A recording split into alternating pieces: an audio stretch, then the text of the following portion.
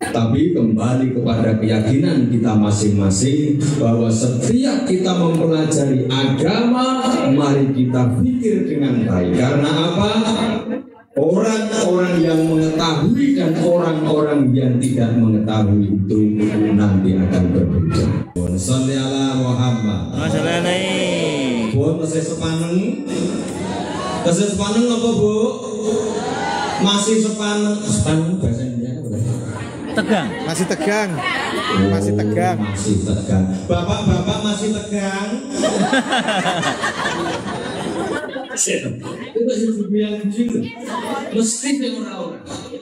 Sing dibayang nanti mesti sing ora-ora. Boten. Wong saya itu tanya, bapak-bapak masih tegang, Pak? Masih tegang. Sholli ala Muhammad. Jadi peristiwa yang dilakukan Kanjeng Nabi yang pada saat itu Makkah masih menjadi pemujaan oleh agama kepercayaan lain. Begitu juga pada Masjidil Aqsa yang terdapat di Palestina. Ya, pada saat itu Masjidil Aqsa tidak berbentuk masjid tapi merupakan hamparan, karena pada saat itu tahun 70 Masehi Masjidil Aqsa dihancurkan oleh tentara Romawi sehingga hancur berkeping-keping. Jadi ini digatroke. Digatroke itu bahasa Indonesia apa ini? Disatukan. Dihubungkan atau disatukan dengan peristiwa jasmani ini akan bertabrakan. Apalagi peristiwa Isra Mi'rajnya Kanjeng Nabi Muhammad sallallahu alaihi wasallam menuju langit sak-7 yang disebut Sidratul Muntaha, bertemu dengan 7 nabi tambah 1 nabi, 8 nabi karena langit yang kedua ada 2 nabi. Ya, ini adalah peristiwa rohani yang ditempuh oleh beliau. Nah, jadi kita meyakini bahwa kegiatan Kanjeng Nabi peristiwa tersebut adalah peristiwa rohani yang sangat luar biasa, sehingga Kanjeng Nabi mendapatkan sebuah pencerahan tertinggi. Jadi yang disebut Sidrah atau Sidratul Muntaha. Sidratul itu adalah pencerahan, Muntaha adalah tertinggi. Artinya Kanjeng Nabi mendapatkan pencerahan tertinggi, mendapat wangsit dari Sang Maha Kuasa yang dibawa kepada kita semua yang berwujud sholat 5 waktu. Sholat 5, Ibu sholat 5. Ini sudah kita lakukan ya. Nah. Siapa yang sholatnya masih jelang-jelong, ngacung, aku sih, ngacung ini. Sudah ya. Semoga selalu istiqomah. Amin. Amin Allahumma. Amin. Disinilah kita dibawakan sebuah kewajiban yang tidak hanya terlihat secara syariat. Ini kita lihat nanti sebagai mawas diri kita semua tentang adanya sholat yang dibawa oleh Kanjeng Nabi. Nah, ini mempunyai ilmu yang sangat mendasar. Tapi kembali kepada keyakinan kita masing-masing bahwa setiap kita mempelajari agama, mari kita pikir dengan baik. Karena apa? Orang-orang yang mengetahui dan orang-orang yang tidak mengetahui itu nanti akan berbeda. Qul hal yastawil ladzina ya'lamun wal ladzina la ya'lamun. Inna matadzakaru ulul albab yang terdapat pada surat Az-Zumar ayat 9 kelihatannya kalau tidak salah, yaitu apakah ada perbedaan antara orang yang mengetahui dan orang yang tidak mengetahui. Dan sesungguhnya hanya orang-orang yang mempunyai akal sehat yang dapat menerima pelajaran. Artinya apa? Orang yang mempunyai akal sehat itu adalah orang yang berdiri di tengah-tengah. Gitu, khairul umur awsatuha, berdiri di tengah-tengah, tidak condong ke sana, tidak condong ke sana. Ya, seperti itu. Manakala kita mampu untuk bijaksana berdiri di tengah-tengah, kita akan mampu mengosongkan gelas kita manakala kita menerima pelajaran. Nah, oleh sebab itu, Kanjeng Nabi dalam melaksanakan ini membawa sholat 5 waktu. Kita ketahui bahwa sholat 5 waktu mempunyai berapa gerakan, Pak Bu? Sholat mempunyai berapa gerakan, Bu? Pak? Saya tidak takoni sholat itu pada intinya ada berapa gerakan, Ibu-ibu? Gerakan intinya ya takbiratul ihram. ada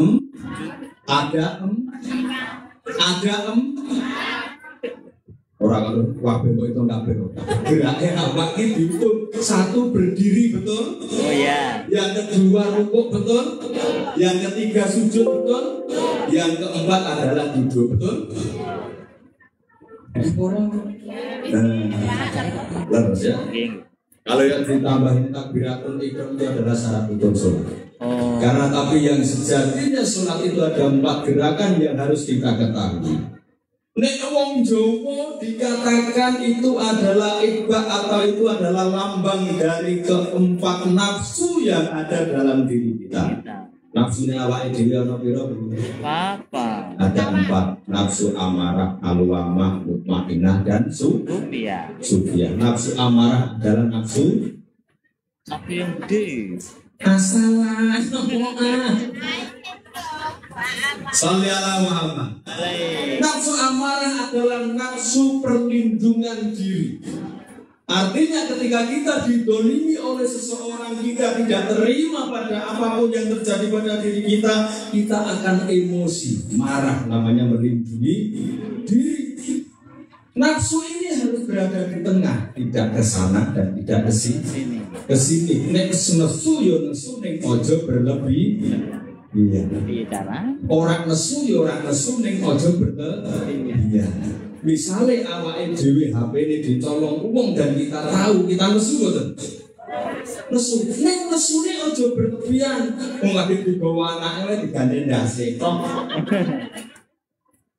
Anake terus assalamualaikum. Ini namanya berlebihan. Terus aja terus nesune ora berlebihan terlalu kurang. Ya toh? Gelang kalung umpamane ibu-ibu digowo kancane dhewe ora dibalik-balike terus angger meneng. Dijaluk sembarang kali dijaluk bojone dijaluk wong nesu mboten? Nesu. Alas kamu nesu apa jare? Tanya kaget. Ayo gak ngerti loh. Yang sah. Nek bojomu sing gowo. Bagus. Shalli ala Muhammad. Ojo terlalu putusan. Karena semua harus di posisi tengah. Nek bar nesu yo wis. Gitu ibu-ibu ya. Ibu-ibu nek nesu karo bojone ojo diterus-terusake. Gitu kebiasaan dari setiap ibu-ibu manakala sudah nesu karo bojone sudah selesai masalahnya, ketika ada masalah lagi nesu yang 4 tahun kepengker di setelnya. Gak tau betul tuh. Alasannya apa kok boleh turun? Masih teringat-ingat ya Pak. Bapak-bapak ibu yang nonton tak boleh Pak? Ibu-ibu yang nonton betul? Harga mulia tidak? Harga mulia tidak kacek dengan lainnya. Shalli ala Muhammad. Jadi monggo ibu-ibu, marilah kita apa gitu proporsional mawon. Nek wis selesai masalah itu wis lah. Ojo anggar turu di ngonok-nong warung mangan di konok-nong warung. Yo bojone memancing wae sini. Sebab menghilangkan stres. Mancing terus. Ya toh sing bener malah komen gemuk ya toh. Boten mriki. Boten. Oh kapan? Boten. Dipoto. Tak gane mulai. Shalli ala Muhammad. Jadi itu kebiasaan yang harus kita hilangkan. Khairul umur awsatu dakar. Yang kedua kali, yang pertama ya toh nafsu amarah. Terus kemudian nafsu apa? Nafsu sufiyah. Nafsu sufiyah adalah nafsu seksualitas, nafsu yang mendorong diri kita untuk mempunyai generasi yang bisa kita andalkan di masa depan. Nah, isolasi ya. Nah, nafsu itu. Ketika nafsu ini berlebihan, maka bapak-bapak akan mencari pasangan yang lain. Ya toh? Yang muda-muda menjadi buaya darat.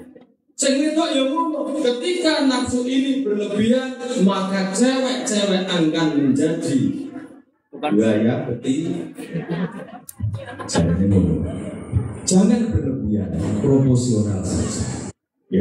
Ada nafsu lagi yang disebut dengan nafsu mutmainnah. Ya toh? Rawuh.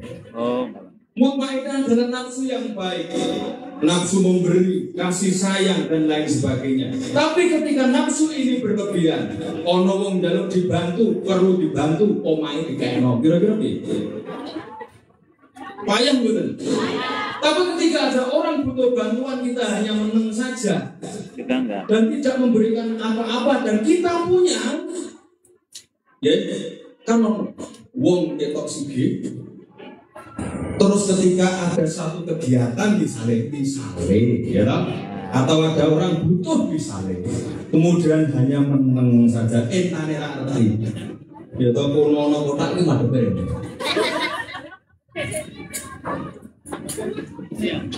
Kira-kira orang seperti ini itu menurut jenengan seperti apa? Ya pakai ditegur. Nek ditegur kira-kira macam tau ora? Orang macam itu kan hak saya, hak prerogatif saya, itu uang saya, itu punya saya. Ngapain dong? Orangnya kan nggak belum. Ajalah. Apa urusanmu? Ini kan jajanku dewe, entah yo duitku, iki luwih yo duitku. Artinya dia belum memahami bahwa manusia itu harus berguna bagi manusia lain.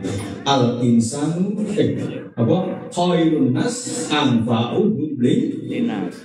Semoga untuk di argo mulya, kula nyebut argo mulya iku eling sepur ning Solo.